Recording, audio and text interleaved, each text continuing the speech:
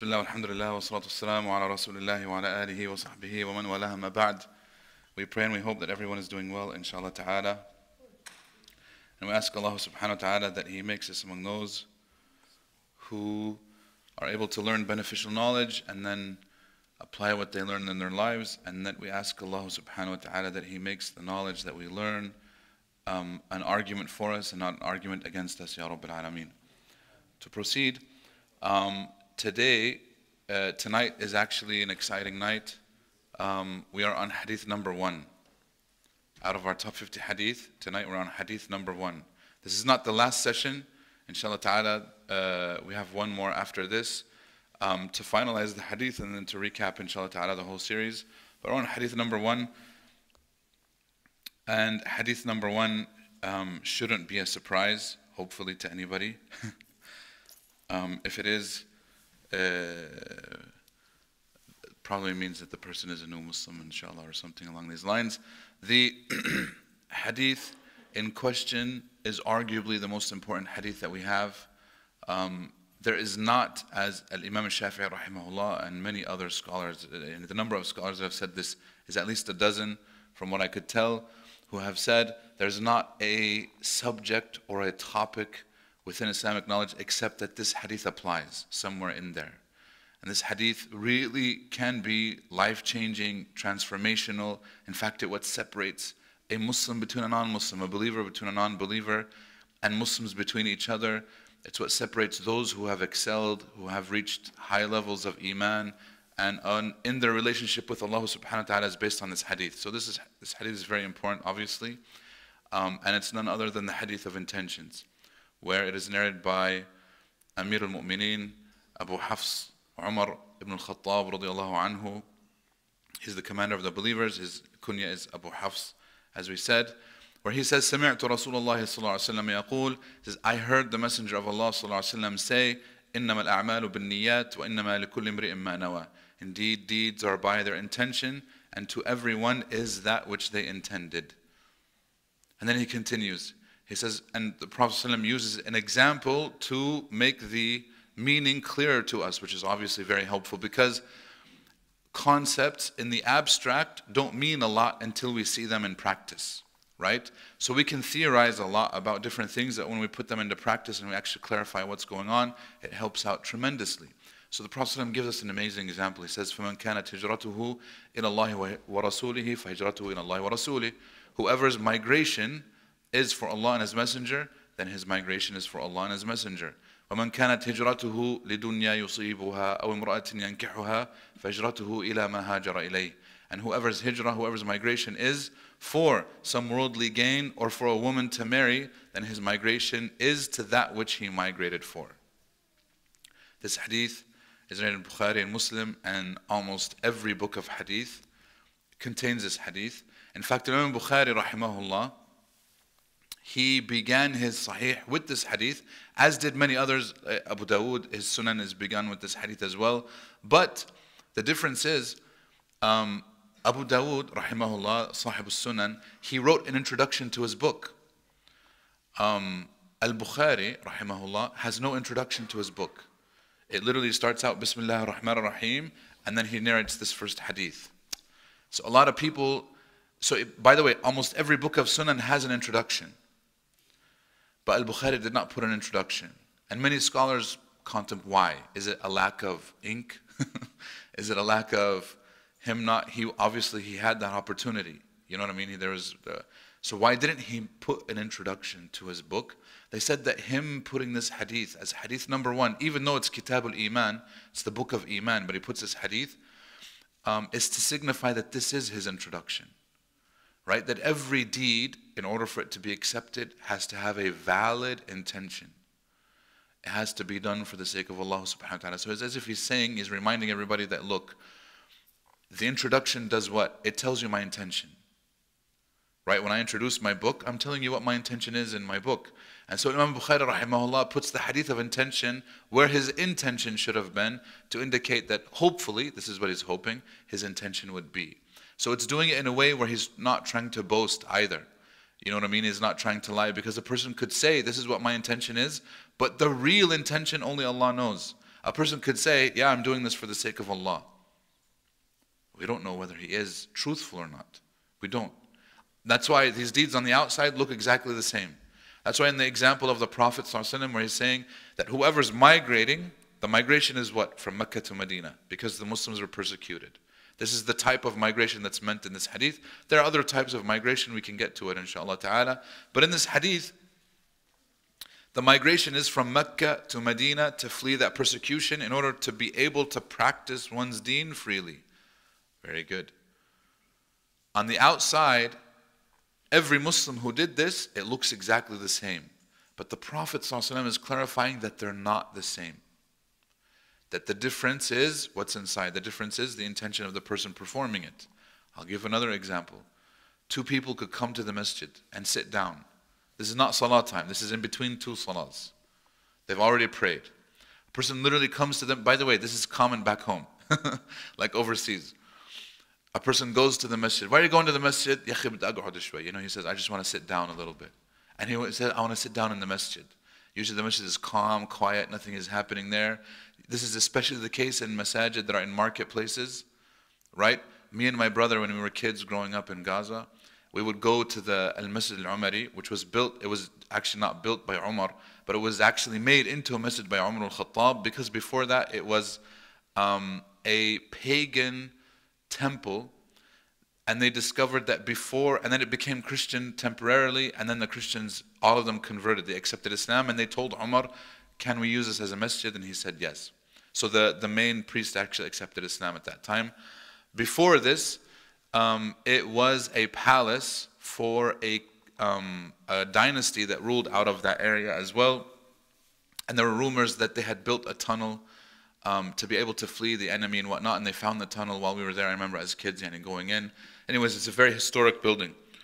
So we would go there and sit down because it was cool, and it did not need air conditioning to keep it cool, because it was built underground. You had to walk under stairs, 2 flights of stairs to get to the floor of the masjid, from the market, from the street. And they said this is because at one point the street was level with this, but people kept on building. There's layers of civilization that happened over thousands of years.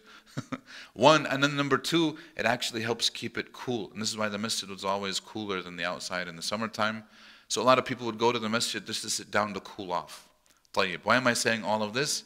If 2 people go to the masjid and they're sitting down, they're both resting against the wall. From the outside, it looks like the 2 people are exactly the same. But there's a difference when it comes to their intention. One person's intention, like mine when I was a kid, is to just cool off and get away from the hustle and bustle of the marketplace. Another person's intention is, I'm going, this is the house of Allah, and I want to get some reward merely by being in the house of Allah, and I'm going to make dhikr. On the outside, they look identical. On the inside, there's a huge, one person's reward is all the way up in the heavens. Another person gets almost little bit reward. We're not going to say no reward, it's according to his intention. And this is the difference. This is why this hadith is so important. On the outside, 2 people could literally be doing the same thing. They could be praying, fasting Ramadan, giving zakat. On the outside, they look identical. But on the inside, it's a completely different story. This is really what the hadith is meant to tell us. Breaking down the hadith, there are 2 sentences in the beginning. He says, إِنَّمَا الْأَعْمَالُ بِالنِّيَّاتِ وَإِنَّمَا لِكُلِّ امْرِئٍ مَّا نَوَى. Deeds are by their intention, and to everyone is that which they intended. طيب. This seems like it's a repetition, tikrar, that the Prophet ﷺ is repeating himself. But we know that that wouldn't be the case. He doesn't need to repeat himself, otherwise he would have repeated it in the same way. So there's many ahadith where, if he wants to emphasize something, he would say it, and then they would say, كَرَّرَهَا ثَلَاثًا. He would repeat it 3 times. But when he says it this way, and it's a change in wording, they're not actually identical, nor are they the same meaning. The first sentence is what we call a causal sentence, and the second one is the result. It's cause and effect. Okay? Number 1 is the cause. What's your intention? Every deed has an intention. Now he's not saying that every deed is just by its intention, meaning it has an intention whether you realize it or not. If a person says, I prayed, or I fasted, what was your intention? He says, I don't know. This is a lie. This is impossible. there's no way that a person can do any deed except that there's an intention. Now, if he's not aware of it, that doesn't mean that it's not there. What's your intention? So this happened, by the way. A person came, Salatul Isha. People are praying Isha. He joined. This is the truth. This happened. He joined the Isha prayer. After the Isha prayer, he comes up and he says, Sheikh, I have a question. What's up? He says, I saw everybody praying. I joined. And after everybody finished, I realized that you guys were praying Isha. So do I have to redo my salah? I said, okay. Why did you join? He said, I saw people praying. I prayed. Okay. So it didn't occur to you that it's Isha time and that maybe they're praying Isha. It's Jama'ah. It's in the masjid. You know, it's like... He said, no. So then why did you pray? I asked him, why did... So the question is, do I have to redo my salah? I said, what was your intention? He said, nothing. I just joined people praying. So I said, there was never in your mind that this is Isha prayer? He said, no. I said, then yeah, you have to pray Isha. Why does he have to pray Isha? He never had the intention to pray Isha. So even though he prayed with the Jama'ah 4 rak'at, he gets nothing because he never intended it. If a person gives money and then afterwards he comes and he says, wait a second, can that count as my zakah?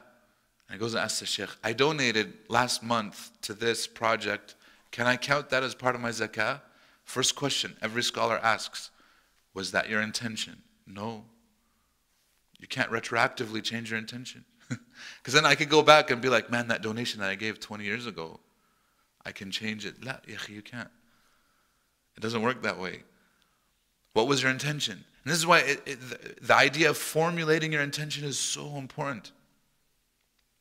One of the righteous predecessors, we have a narration, his friend asked him, come with me, there's a janazah prayer. Would you like to come with me? He said, give me a moment. This is Ishaq bin Rahway, and he tells his friend this. He says, give me a moment. And he was quiet for a few moments, and he says, okay, now I'll come. He said, what did you do? He said, I wanted to make sure that I have the right intention. Now he didn't verbalize it, he didn't say it, but he at least formulated it. So he doesn't say, oh yeah, let's go. Because if he just says, yeah, let's go, what's his intention? It could be he's placating his friend, or he wants the company of his friend, or he wants, something else. He realizes, yeah, there's reward, there's ajr, yeah, let's go. But in doing so, he's clarifying that intention.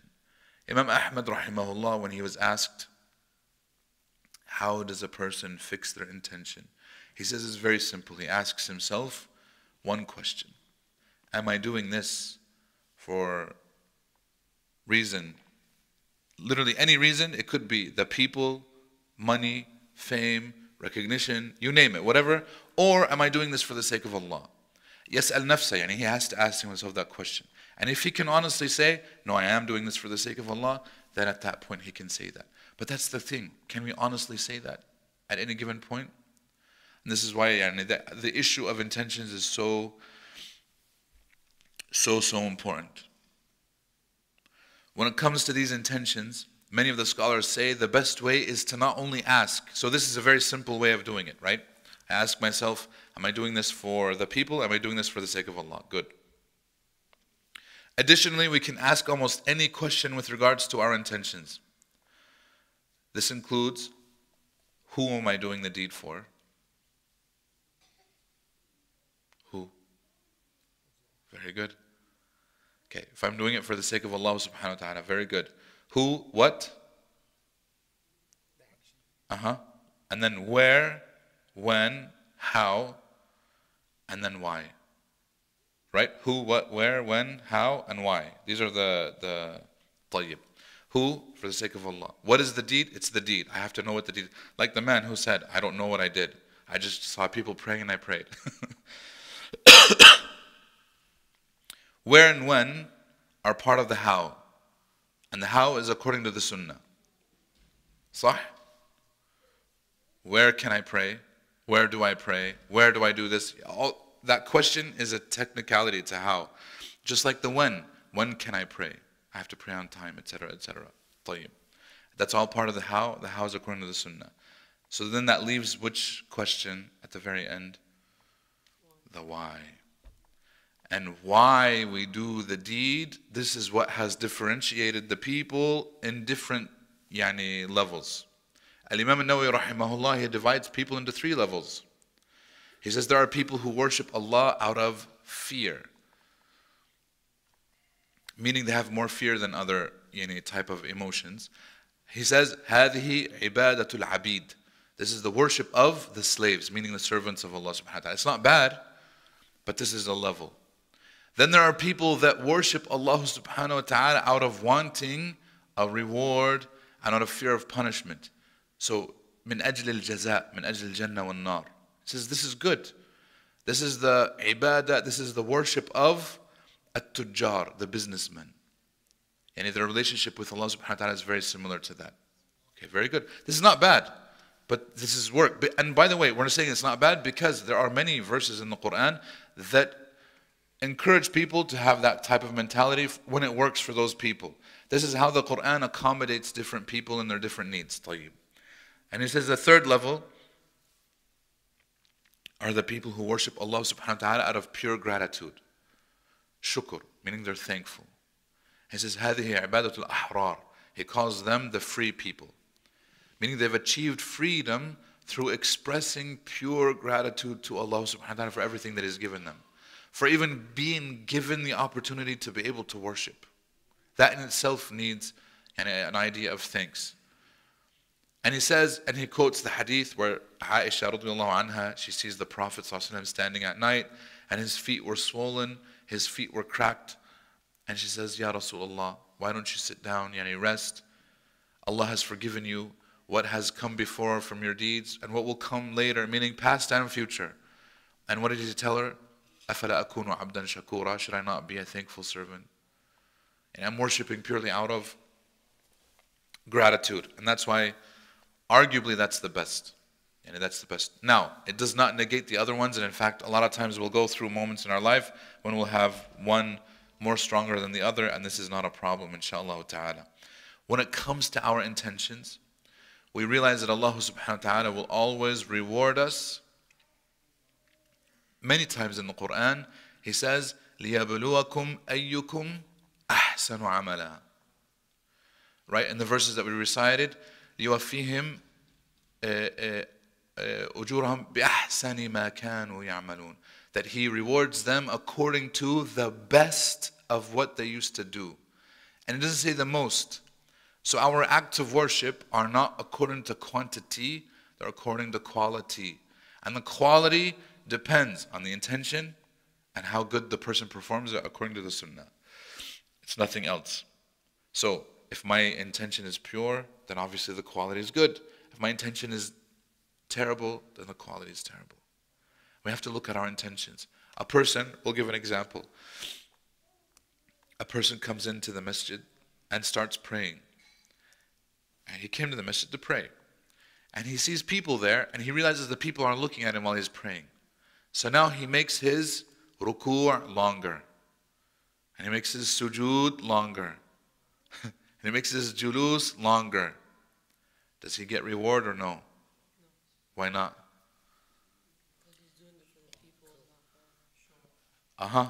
Now, is the whole prayer null and void? No. Why not? Remember, if a person does a deed and his intention is for someone other than Allah, that makes it null and void. But in this case, in this specific scenario, is the salah itself null and void? No. What is null and void? Anyway, the extra things that he did, because he was doing those extra things for the people. But aslan, he did come to the masjid because he wanted to pray. Allah will reward him for that. We're saying, and in this example, we're saying that's what happened. We don't know. طبعا, I can't say that if I see somebody making his salah long, I don't automatically assume that. Nobody knows the intention. I'm saying in this scenario, we know his intention. You know what I mean? We opened up and we could see, but obviously we can't. We're talking in this scenario for us, because we might fall into that trap. I might do something extra for the people. Now, the opposite is true. Whoever leaves something for the people is also is at fault. Meaning, if I wanted to do something good and I'm like, oh, you know what? I'm not going to do it because people are looking at me. If I leave it, this is also bad because this is a trap of shaitan. Shaitan might come to you and fool you and say, you know what? It's better to hide your good deeds. Don't do your good deeds in front of other people so that way they don't see you. And then he leaves it completely, thinking that, you know what? Yeah, I'm trying to be sincere. Now, if he leaves it because he's going to do it somewhere else, that's good. But if he leaves it and never does it anywhere, then he fell into the trap of shaitan. Okay? So leaving the deed is also as bad as doing extra for the people. Leaving something for the people is also as bad as doing something extra for the people. Obviously, like we said, if we see somebody praying and he's making it long, I don't automatically accuse him. I'm like, oh, he's only making his salah long because of the people. We don't know that. You know what I mean? We can never accuse somebody of doing that as well. However, in that same scenario, let's take that scenario. If the person did in fact come to the masjid, the only reason he came to the masjid was to be seen by the people, then his salah completely is null and void. Because his intention now is not to worship Allah subhanahu wa ta'ala. His intention is to show off that, hey guys, I went to the masjid. That was the way the hypocrites were at the time of the Prophet sallallahu alaihi wasallam, because they wanted to be included as Muslims, but in fact there was no Islam whatsoever in their hearts. They literally wanted to only be seen. And this is why many of the hypocrites did not show up for either Fajr or Isha, because there's no lights in the masjid. For the first 9 years of the Hijrah, there were no lights in the masjid. So at Fajr time and Isha, it's very hard to see who's praying next to you anyways. So many of the hypocrites would skip out because they're like, what's the point? Nobody's going to see me. I'm not going to be able to clock in, clock out for this whole Muslim thing. Then I won't go. And this is why the Prophet ﷺ, he says in the Hadith, أثقل الصلاة على المنافقين صلاة الفجر وصلاة العشاء. Right, in the Hadith that's very well known. The Quran uses the word yurid, he wants, in place of intentions. And there's dozens of verses that have the word yurid. من كان يريد العاجلة عجلنا له فيها ما نشاء ومن أراد الآخرة. Right? So it says whoever, yurid means wants. He wants. Now a want, even from an Arabic linguistic point of view, is very different than niyyah. However, in the Quran, it's combining both because my intention will inevitably lead into a want. And also the opposite is true. Sometimes I might want something, but I won't intend it. Because I'm fighting my nafs. If a person wants fame, but he makes sure that's not my intention, even if he knows his nafs would like it, he has to fight it. This is a very technical, subtle point. But they said when it comes to the Quran, it doesn't differentiate these because it uses the word yurid as intention. So it says, whoever wants the dunya, we will give from it however much we intend, meaning however much Allah wants to give him from it. But whoever wants the hereafter, and he does the deeds, and he is a believer, then Allah subhanahu wa ta'ala will give him a full reward. Which is interesting because it says, even if you want the dunya, you might not get as much as you actually wanted. But when it comes to the akhirah, the hereafter, you will get everything that you wanted. Allah is fair in this way. The first three people that are punished on the Day of Judgment are who?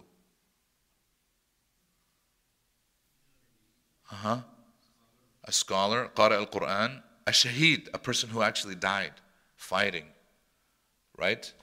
And a scholar, qara al-Quran, and a munfiq, a person who was very generous. Every single one of these three people, when Allah asked him, didn't I give you, didn't I bless you, didn't this? He says, yes. فَمَا عَمِلْتَ بِهِ. What did you do with what I gave you? You know, the shaheed says, I gave you strength, I gave you courage, I gave you, battle expertise, etc. What did you do with it? He says, I fought and I was killed for your sake. Then Allah says, no, you're a liar. You fought so that people will say that this person is brave, this person is strong. A'udhu billah. And he says, وَقَدْ قِيل. And people said it, meaning you got what you wanted. And so therefore, in the hereafter, what happens to him? He gets the hellfire. We ask Allah subhanahu wa ta'ala to protect us. And he never gets paradise because he never intended paradise. So here's the thing. On the Day of Judgment, people can't complain. Yani this is a common question. When people say, Shaykh, why don't non-Muslims get to enter Jannah? It's a very simple answer now, right? Did he want it? No. Then he doesn't get it. It's as simple as that. Did you want it? You get it. If you really wanted it, you'll get it. And the thing is, if the person says, yeah, sure, I want it. Do you believe in it? Do you actually work for it? Do you do? And this is why Allah puts those conditions. وَمَنْ أَرَادَ الْآخِرَةِ وَسَعَى لَهَا سَعْيَهَا وَهُوَ مُؤْمِنٌ. Whoever wants the hereafter and does the things necessary for it, meaning he chases after it, Jannah, and he's a believer, then Allah subhanahu wa ta'ala will give him in full. Right? So for those three people, and the reciter of the Quran, the memorizer, etc., same thing. And for the person who was very generous, same thing. Allah will ask, what did you do? And he says, I did this for your sake. No, you're a liar. You did it for recognition. You did it so that people can say, and it was said, you got what you wanted. So therefore you have no complaint on the Day of Judgment. It's fair. Meaning it's fair according to your intention. This is why many scholars have said, the only thing that matters in the hereafter is your intention. Doesn't matter. The deeds don't matter. Which is very scary. Your intention can take you farther than your deeds can. We only have a limited number of years on this earth. We only have a limited number of salahs that we can perform, limited numbers of whatever. But if your intention is limitless, your intention is, Ya Rabb, as long as you give me life and as long as you give me breath, I'm going to continue to worship you day in, day out. I'm never going to waver. That person's intention is very different than a person who's like, another salah, okay. He's dragging himself to pray. He's dragging himself to do good. Very huge difference. You know what I mean? So we have to realize that our intention literally can go as far as we want it to go. There's no limit. And our deeds are limited. This is why on the Day of Judgment, the truly thing that only matters is our intentions.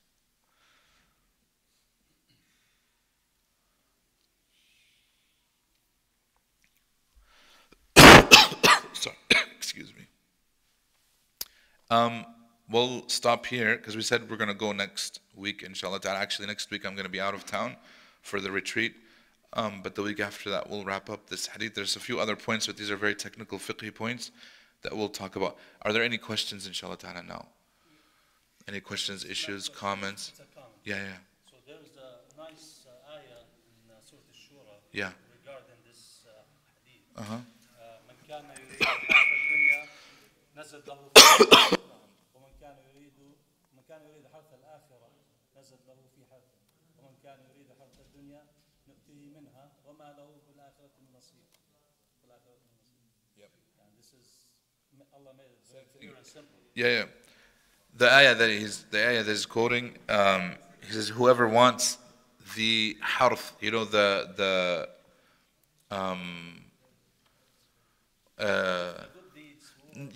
word harth, the harvest.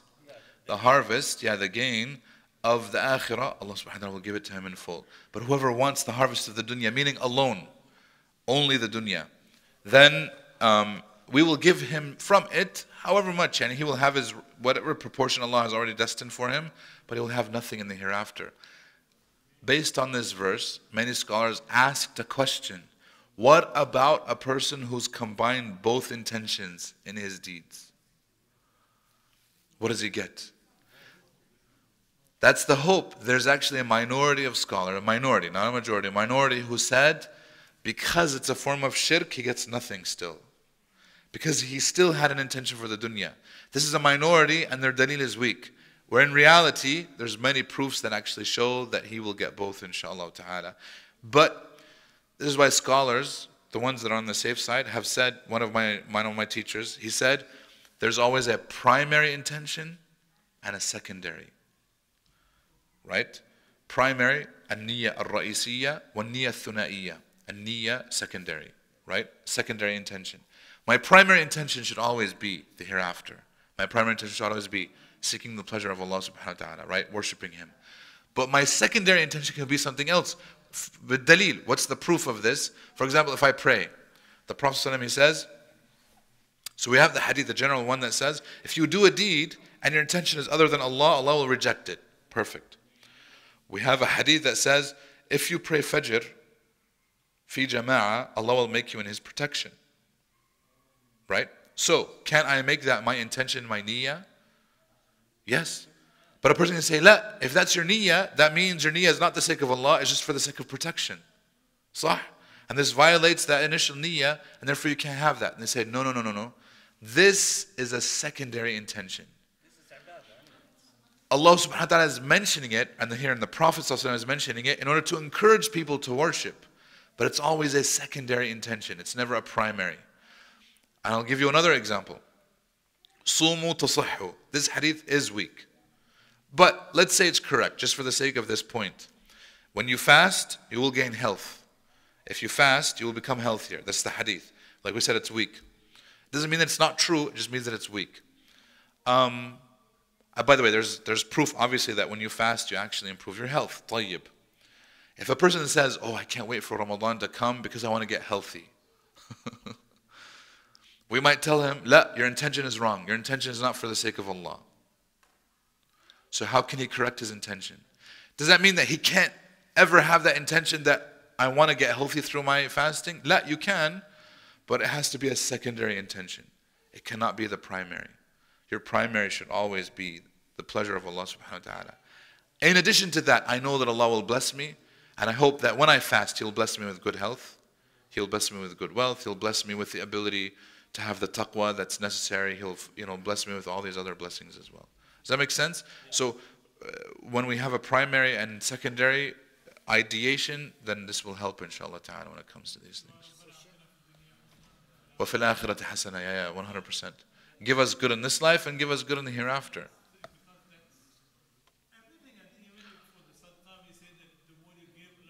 Yeah, exactly. Sah, 100%. When you give the sadaqah, Allah gives you more. Yeah.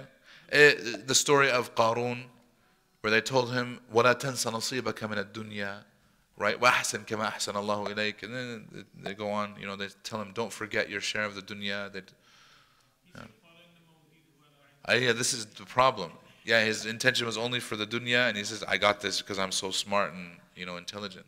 Yeah, there is a lot of mix-up in the intentions, and it's bad really when people, they start judging it. For example, like a lot of people come to the masjid, like all dressed up, whatever. A lot of people, they say, oh, look at this guy, he's trying to show off.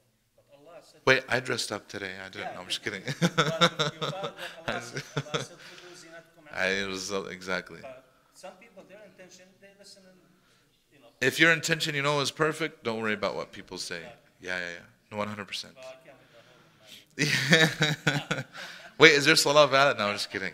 It's under the knees. No, even the opinion that I follow, the knee is not part of the awrah. Yeah, go ahead. Oh, this is $1 million question. That's the $1 million question. How do you improve your intention? Man. It's self-review. Self-reflection. And it's before, during, and after. Because a person might think, oh yeah, before, but then during, things happen, you can change your intention. And then even after, this is a problem, is that you could do the deed, it was good, and then afterwards, you could nullify it. Like the people who do what we call at-tasmir, man samma. So a person, for example, he prayed tahajjud. Intention was good, nobody saw him, he's just with Allah subhanahu wa ta'ala. And then, the next day he sees his friend and he's like, hey, last night I did some tahajjud. It was amazing. This is a problem. Because now if his intention is to show off, that's where the problem is. If his intention was sincerely to teach somebody or to encourage that person to do it, maybe. Right? We say, inshallah, it's okay. But you can encourage him in a different way. You don't have to say what you did, right? This is why the Prophet says, "Man samma Allahu bih." Whoever lets people hear of his good deeds, Allah will make them hear about him, meaning other things, and it's very dangerous. So we have to be careful. You can't. So in this case, his intention before and during was good, but then afterwards he messed it up. It could be, yeah. It could be. I don't want to say definitively, yeah. But it's in the amount of how sincere and insincere that comment was. Yeah, تفضل. Yeah.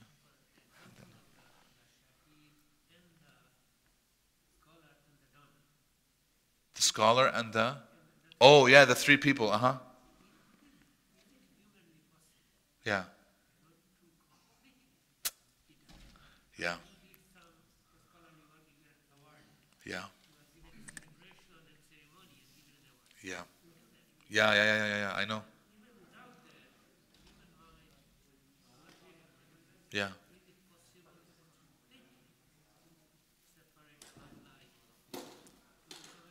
Yeah. No. So, is it possible to completely separate the intention, doing it for the sake of Allah and making it pure and without any recognition whatsoever, especially when people try to recognize you? This is hard. This is very hard. This is what people struggle with. This is what everybody struggles with. So there's a hadith that mentions this. A man says, I do the deed, a good deed, and then people recognize me for it. Does this nullify my deed? And the Prophet ﷺ told him, no. ذَلِكَ or تِلْكَ عَاجِلُ بُشْرَ الْمُؤْمِنِ. That is the good news that Allah is giving the believer. Now this is good, perfect. The problem happens when the person gets used to that, and then he starts doing the deeds for that, and he forgets. So this is why that self-review is so necessary. So even if somebody comes up and praises you, mashallah, thank you for that donation, mashallah, thank you for your recitation, mashallah, thank you for doing that, thank you for the lecture, thank you for the khutbah, whatever it was. A person has to have a habit of self-review to make sure that I'm not doing it for the recognition. This is why personally, I love it when I give the khutbah and nobody says a word. Because I'm like, alhamdulillah. I don't want to, wallah, I can't tell you how many times it is a test. Because if somebody comes and praises you, I'm like, la hawla wa la. I'm like, I hope, okay, thank you, jazakallah khair, they're nice words, I appreciate it. But I have to go home and really think, I have to Anwar, erase, forget it. Like you have to, because it can get to your brain, it can get to your mind. And I'm being very honest here, you know what I mean? It happens. And wallahi, when nobody says anything, I'm like, thank you guys. I love it. Yeah, no, I don't want to. I just want to say, alhamdulillah, I can do it because I didn't want to do it for any recognition. So you try to. This is, you know what I mean? It's because it is. I'll be lying if it's not a struggle. Yani, wallah, as long as you're doing good deeds, this is always going to be a struggle. One of the Maslama, he was the brother of one of the khulafa. Right, Maslama ibn Abd al-Malik, he's the brother he's the son of a Khalifa, but he never became a Khalifa himself. But he was a military general. Maslama, he says, Wallahi, because he was always in the jihad, fighting, etc. And he has that very famous statement where he says, Wallahi, if I know that Allah has accepted from me 2 rak'at, purely that my intention was 100%, I'd be the happiest person alive. Because of how hard it is to really formulate that purity of intention completely 100% in the moment from the beginning to the end, which you'd think like it's simple, it's just a 2 rak'at prayer or whatever. But he's like, Yahi, when you think about it, how much is owed to Allah. This is why, obviously, humanly, it's impossible. But this is why we try our best, and we hope that Allah subhanahu wa ta'ala accepts from us. He forgives us for any shortcomings that we have. And this is why the act of asking Allah for forgiveness is not just for the shortcomings that we have in the outwardly ways of the worship, right? It's in the internal parts as well. And I would argue that the internal is more important, and that we need that purification. Now, may Allah subhanahu wa ta'ala help us and guide us, Ya Rabbil Alameen. أنا عند ظن عبدي بي. Yeah. Yeah. You do your best. This is what I can. Oh, yeah.